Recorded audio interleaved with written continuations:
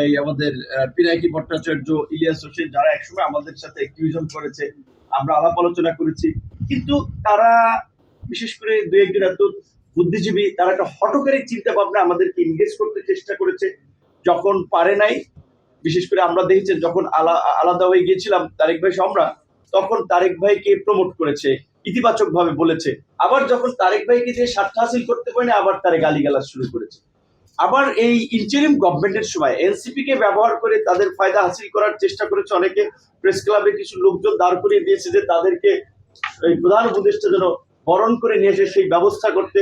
মাঝে মাঝে আমাদের একজন ছোট ভাই আছে সাংবাদিক, ও একদিন বলছে কি, ভাই একটা ছবি তুলছে, এই যে দেখেন এই ছবিটা আমি তুললাম, কি এটা নাকি পিনাকে একটা দায়িত্ব দিয়েছে যে মেট্রো রেলে বৈশা ওই একজনের তার ভিডিওটা দেখবে আর সে ওইটা ছবি তুলে তার কাছে পাঠাইবে, সে ওটা পোস্ট দিবে যে মেট্রো রেলে তার এটা কিন্তু তার মানে এটা প্ল্যান। ওইটাতে সে বুঝাতে চায় যে সে একটু বিশাল বাংলাদেশের মানুষের কাছে প্রয়োজনীয় ব্যক্তি হয়ে দাঁড়িয়েছে, তার একটা প্রভাব আছে।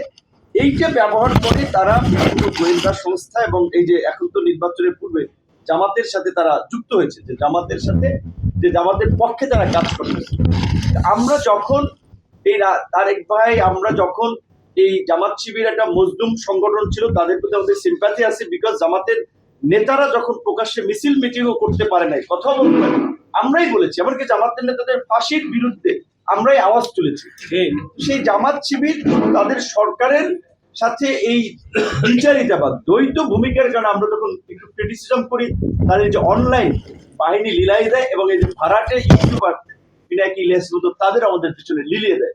তো এইটা নিয়ে কথা বলার কারণে আমার এই যেটা আমি দেখাতে চেয়েছিলাম গতকালকে, একটা দেখেন যে আমার পোস্টে ইংরেজিতে লেখা আছে, this post is getting 17,323% more views than your typical post. মানে গতানুগতিক ওই পোস্টের চেয়ে 17,323% ভিউজ। তার মধ্যে আপনার একটা জিনিস এখানে ডেটাতে দেখেন যে ফলোয়ার, এই আমার এই পোস্টে যারা রিয়াকশন দিয়েছে তার মধ্যে ফলোয়ার আছে 37%, নন ফলোয়ার হচ্ছে 63%। তার মানে যারা আমার ফেসবুক ফলো করেন, আমার সাথে কানেক্টেড নাই, নন ফলোয়ার 63%, তারাই সেই কমেন্টে গালিগালাজ আর ফেসবুক পোস্টে রিয়াক্ট।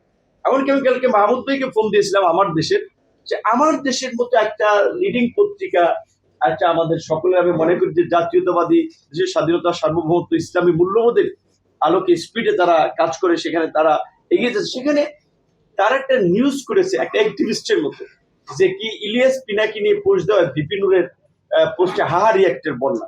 তো এদিকে একটা মেইন স্ট্রিম পত্রিকা আসলে এরকম ল্যাঙ্গুয়েজে নিউজ করতে পারে? আমি মাহমুদ বলেছি যে আমার দেশের সাথে এটা বোধহয় যায় না।